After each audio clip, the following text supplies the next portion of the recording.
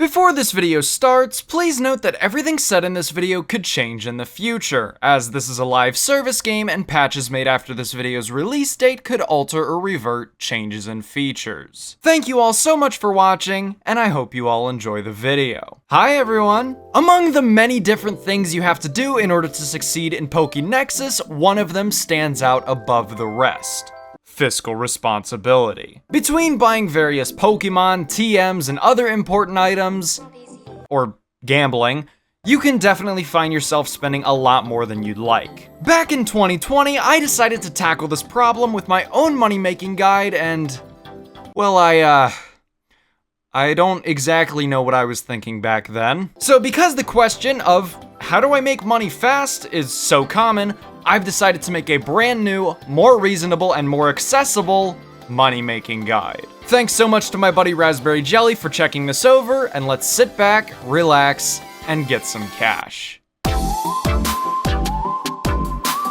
Now, before we get into the meat of this video, I need to clear the air about a notion a lot of new players have. I want to really quickly dispel any idea that this is going to be easy whatsoever. At least on the PvE side of things. Unlike in all of the other main series Pokemon games, where money-making methods such as nugget farming, using the amulet coin, and selling to NPCs exist, PokeNexus just doesn't have stuff like that. PokeNexus is an MMO, and getting anything of value is going to take time. My point is that you're not going to be making like $1 million in a couple hours. Far from that, actually. Even at the latest points in the game where you get access to boosted money drops and high-level mining, you're still not gonna make as much as you think. Again, this is an MMO, and it's designed for you to sink time. With that little note out of the way, we can now move on to each of the different ways you can make money. I've divided all of the primary money-making methods into 5 different categories: wild battles, trainer rematching, mining, selling, and services. I'll be discussing each one in detail, including their pros and cons. So let's start with the first one. Wild battles. Wild battles are pretty self-explanatory. You kill wild Pokemon, the Pokemon give you money, simple as that. This money-making method is, unsurprisingly, how the majority of players make their incomes, including myself. The higher level Pokemon you encounter, the more money you'll get. If you have gold membership active, you'll get a 50% increase to your money gain, so I highly recommend having gold membership on as much as possible. This formula is used to calculate how much money you'll be getting per battle. Because the level of the wild Pokemon you're facing is a factor in how much money you get per kill, you'll be making money proportional to where you are in the game. For example, you'll be making less money in the early game since you'll be facing lower level Pokemon and gain more money as you continue onwards. Realistically, the best way to gain money is to find an area that both gives you the most money and your team can easily one-shot the Pokemon there. I don't really have any specific area recommendations though, because it's different for every player. However, there are a few locations that have boosted money outputs, and if you have access to them, you'll be gaining a lot more money. The legendary areas that are locked behind 600 decks all give out 50% more money per kill. The trade-off is that you can't run, wild Pokemon have boosted stats, and you'll most likely be using a good supply of revives in order to keep your Pokemon alive during the grind. Some of these areas aren't too hard to get into, however you will need some specific Pokemon in order to grind there. A few that come to mind are the Adamant Conkeldurr for the first floor of Dragon Spiral Tower, and the Modest Typhlosion for Tin Tower Roof. A step up from the 600 dex areas is Ancient Dungeon, which has a money boost of 1.75 times. Similar to the 600 dex areas, the trade-off here is that you can't run, wild Pokemon have boosted stats, and you'll definitely be using up a lot of revives here. Unlike the 600 dex areas, you need to have incredibly specific, mostly legendary Pokemon in order to grind here, namely a Deoxys, Hoopa Unbound, or Kyogre with a special attack boosting nature and choice specs. I've also heard that slacking can work to a certain extent, though all the Pokemon there have a 1 in 8 chance to hold a Rocky Helmet. Ancient Dungeon is a pretty difficult area to grind in, however once you get your team sorted out, you'll be making a lot more money here than you would in regular areas. Wild battles are always an excellent passive source of money, and regardless of where you are in the game, they'll always be helpful. They're always great and will keep getting better the farther you are into the game. So that covers the first method. Now let's move on to the second method, trainer rematches. I just want to preface this first. Trainer rematches are not a stable source of income at all. However, for really early game players, like those of you that are still in Kanto, trainer rematches are a solid way to boost your money, especially since wild Pokemon don't give out a whole lot. If you defeat an NPC trainer, you'll get some prize money for defeating them. Each trainer has a cooldown of 24 hours, meaning that you can battle them once every 24 hours. Elite Four members, on the other hand, have a lesser cooldown of 25 minutes between each battle. Having gold membership also boosts your money gain from this method by 50%. Areas like routes 16 and 17 and routes 12 through 15 have a high trainer density, so you can run from trainer to trainer battling them to get a decent amount of money. Also, trainers are just a great money boost when you're running through a region the first time. However, this money making method gets outpaced really quickly by others such as wild battles and mining once you get to Johto. Trainer rematches are great for, again, early game players since they give out a lot of money in comparison to the wild Pokemon you'll be facing, and one sweep of routes 16 and 17 can net you about 10k without gold membership. But once you hit about mid-Johto, there's other methods that are just a lot more convenient to use. Speaking of which, that leads me to the third money-making method, mining. Mining is kind of weird. Starting off can feel egregiously slow, especially if you started mining after you beat Kanto. But once you hit about mining level 50, you're going to start making a decent profit. You get access to mining really early on, it has a low cost to start, and has high long-term efficiency. If you're able to find a decent area to mine in, the numbers speak for themselves. I compared my money output at Route 215 with that of me just mining pails in the Sinnoh Underground. After about an hour of grinding in both areas, I made a little over 120k on Route 215 and about 180k mining pails. Mining still outdoes wild battles, but mining also has other benefits such as mining experience, higher encounter rates, and special item drops. In the really early game, like in Kanto and Johto, red and blue gemstones can make you some solid profit compared to the amount of money you'll be getting from wild Pokemon, though you should mainly focus on leveling up. Greens and prisms are really good during the mid to late game as well, since again, you'll be getting close to or more than the amount you'd get from wild Pokemon. Pale gems are also reasonably profitable in the late game. Once you start hitting darks, however, it's gonna be pretty slow. Well, I'll just go back to pails, you might say. And yeah, sure, you could do that, pails are still a solid form of income. But once you get into the endgame and get access to areas like Ancient Dungeon and the 600 Dex areas, pails get outpaced really quick. If you only care about money, you'll basically be getting close to or the same amount of money that a pail would give you from one Pokemon in Ancient Dungeon. And since mining takes so long, these areas tend to be better in terms of pure money making. It's just so much faster. But if you want some extra encounters or mining experience on the side, mining is a great option. You can check out my mining guide for more information if you'd like, and while it's not totally up to date anymore, all of the core principles are still there. If you're trying to level mining quickly, I highly recommend gold rushes, though these can get quite competitive. If you're not into gold rushes, I'd start slow at first, because if you just sit there doing this for hours on end, that shit will burn you out quick. Mining is at best extremely profitable and at worst incredibly inconsistent and frustrating. If you can get that room full of pails or darks all to yourself, then mining is amazing. Gold rushes and rainbow rocks are also great ways of getting some passive experience and cash. But if you just don't want to be frustrated, I would switch to something else. And of course, this brings us to our fourth money-making method: selling shit. From this point forward, all money-making methods are going to be reliant on the in-game market. This means that you'll need another player to be willing to buy something that you're selling or offering. Selling items is by far the most widely profitable way to gain money quickly and easily, as it far outpaces any other money-making method. You can easily get to any amount of money by just selling a couple items. However, it's not that simple. You can't just sell items to an NPC like you can in the regular Pokemon games. You have to sell things either using the global marketplace or by using trade chat. Oh god. And as you can probably tell, both of these are heavily dependent on player decisions and demand. Each trade or sale makes a small impact in the game's overall market. Here's an example that relates to what I'm talking about. Before the June update, shiny Pokemon were damn near worthless. Players encountered so many of the exact same shiny Pokemon and they had absolutely zero purpose. Therefore, the average price of a common shiny Pokemon used to be around 2K on the global marketplace, maybe even less. The supply was high and the demand was low, so prices were low since no one wanted them. After the June update, which added the shiny merchant and shiny orbs, the demand shot through the roof, and now a regular, common shiny Pokemon is in the 200 to 250k range, since they can now be used to get shiny orbs. Now, of course, you might be questioning what's actually good to sell. And to be honest, I can't really tell you much, especially with how rapidly prices can change. It really depends on what's in demand at the time and how much competition you have. Plus, knowing my community, the second I recommend something, the market will probably get flooded by that one item after a couple weeks. Not to suggest that I have any real impact on the market though, I'm just a 20-year-old idiot making videos online. Coming off of that though, one more pretty important thing is price checking.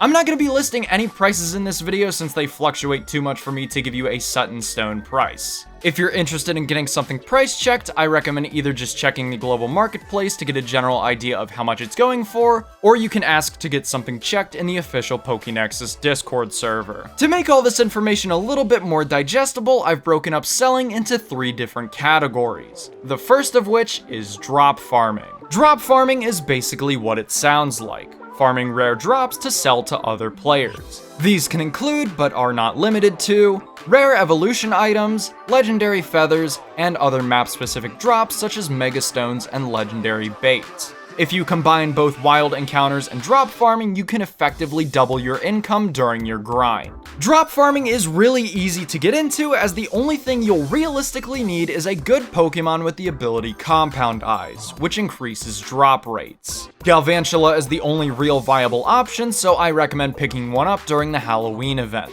It's also really easy to get into because you can really farm for just about any rare drop and make money. After the recent June update, pretty much any rare drop can be farmed and sold for a really good profit, aside from things like Silk, Stardust, Steel Wire, and a few other Pokemon-specific items. Here are some of my personal recommendations.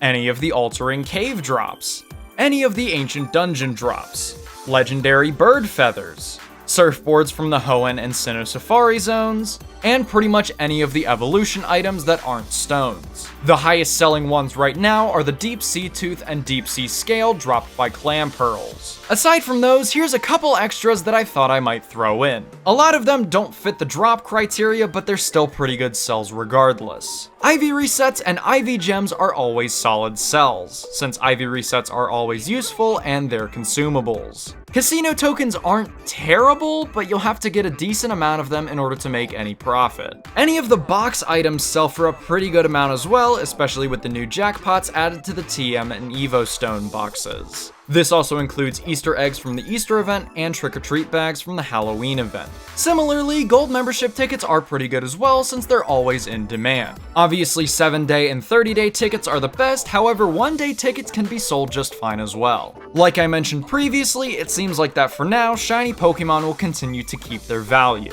So if you're not interested in your shiny orbs, you can sell off any excess shinies you come across. Mega Stones can typically be sold for a decent profit since they're used in all of the legendary crafting recipes, but prices fluctuate depending on which one you're selling. And lastly, credit shop consumables like honey, shiny lures, portable PCs, and item bombs are always in demand. A sort of honorable mention are event decos and mounts, especially the credit shop ones, as those are exclusive to that year's event, so prices shoot up astronomically once the event ends and a couple years pass. However, people have started to notice this and have tried to get on that train, which has brought the prices of event mounts and decos down. That being said, still not a bad option if you're looking for something to sell. The next category I want to go over is the Battle Tower. The Battle Tower is how a lot of endgame PvE players make a lot of money. It has a really high skill floor and has a high starting cost, but overall continues to stay consistent since there are some rewards that you can't get anywhere else in the game. I personally don't have a whole lot of Battle Tower team building experience, and I can't really tell you a good starting team or anything, so I just check out the forums or the official Discord server if you want to learn more about that. Here's my Battle Tower team that I personally use. I don't really know if it's that consistent, but I was able to roll a Hoopa with it, so Do with that what you will. Anyways, let's go through the items that are typically sold from the Battle Tower, which are only about 4 or 5 different items. Synchronized stones are the go-to purchase for high-level PvE players, and I feel as though that they will always keep their value since they're always useful. Power herbs are also really good as they are a staple item on Battle Tower Xerneas's and are always in demand. Eviolite is a little less expensive since it's not a Battle Tower exclusive, but it's still helpful on a lot of teams nonetheless. And lastly, the Megastones can be sold for a pretty solid price, though if I were to go for one, I would go for the Alakazite since you can grind for the Absolite outside of the Battle Tower. Overall, the Battle Tower is a great endgame way of making money, but the trade-off is So those two methods are two really good ways of getting items that you can sell. One that's really accessible and one that's more limiting but more rewarding. If you want easy cash fast, sure, you could sell that IV reset you got jangling around in your backpack, make a solid amount of money, and just be done with it. Or you could head to the Battle Tower and grind up a couple sync stones in a couple weeks. But hey, listen. You want to really know how to get the most out of the market? Just play PvP. Egg Move and Tutor Move tickets are always in high demand, and they are really cheap in the Clan Wars shop. Not to mention all of the other great items you get from Clan Wars and Battle Queue, plus all of the excellent exclusive Pokemon rolls you get access to. You can literally make all of your funds just by playing PvP. It's basically passive income at that point. Selling things can be extremely profitable, however, you can only really make a lot of profit this way during the late and endgame where you get access to a lot of high value items. So during the early to mid game, I wouldn't suggest selling as your primary money making option, especially because you yourself might need those high value items for your own purposes. However, if you do want to get into selling items early on, King's Rocks from Slowpokes and Poliwags and Dragon Scales from Horseys and Seadras are good options. And finally, this leads me to the last big money-making method: services. Services are, well, services that you offer to other players. Most of the time, you'll be getting paid a fee and given a Pokemon for you to train. These mainly come in two forms, that being day caring and EV training. Day caring is when a player levels up another player's Pokemon in exchange for money. Typically, the person offering the service is an endgame player with access to Ancient Dungeon, which gives out the highest experience in the game. If you're planning to day care someone's Pokemon, you can check out a price calculator on PPO Buddy by going to the link on screen. Similarly, EV training is when a player EV trains another player's Pokemon in exchange for money. If you want to offer this service, it's kinda necessary that you have a gold effort brace since it's just way more time efficient. I know that last explanation was a little short, but with that, we've now covered all of the available money-making methods in PokeNexus. Kind of. Okay, so there are actually 2 more supplemental money-making methods that I originally did not include in this video, but Jelly brought them up to me, so you can thank him for reminding me about these last few. Selling Pokemon is an option, but it's not exactly viable and really depends on what's useful at the time. Pokemon tend to be less searched for than items, so if you're looking for quick cash, I wouldn't sell Pokemon, but it's definitely something you can do. I also don't recommend using the global marketplace to sell Pokemon. I would use Trade Chat. It's just so much faster. And flipping items on the global marketplace is another option, but isn't exactly the most consistent thing. And with those last 2 covered, we've now finally gone over all of the money-making methods available in PokeNexus. Before I end this video off, I just want to go over what my personal money-making recommendations are for each stage of the game so that you can better manage your time. Before you take my recommendations though, I obviously recommend trying out all of these money-making methods. Maybe you'll hate mining and you'll want to go back to wild battles, or maybe you want to try selling stuff. Just do whatever you want, it's that kind of thing. For early game players, like those of you that aren't out of Kanto yet, I recommend trainer rematches since trainers give out a decent amount of money in comparison to the wild Pokemon you'll be facing. Once you get out of Kanto though, I recommend wild battles. For mid-game players, I recommend mining. Once you get your level up to speed, mining prisms and pails will net you some really decent profit. And lastly, for late and endgame players, I recommend item selling and services because you actually have access to valuable items and are more willing to part with them, or have the means to provide services. Wild battles are always a recommendation no matter what stage of the game you're at, so it basically just boils down to if you don't want to do any of the others, just grind. I know that getting sufficient funding for something can feel really tedious, so I hope this video helped you sort of explore your options for cash a little bit more. And I think what this video really comes down to is just the sentiment of, just grind. I know that's not exactly what you all wanted to hear, but trust me, it helps a lot. As always, let me know what you guys think of this video down in the comments because I love hearing from you guys. And with that, thank you all so much for watching, and I'll see you in the next video. Peace.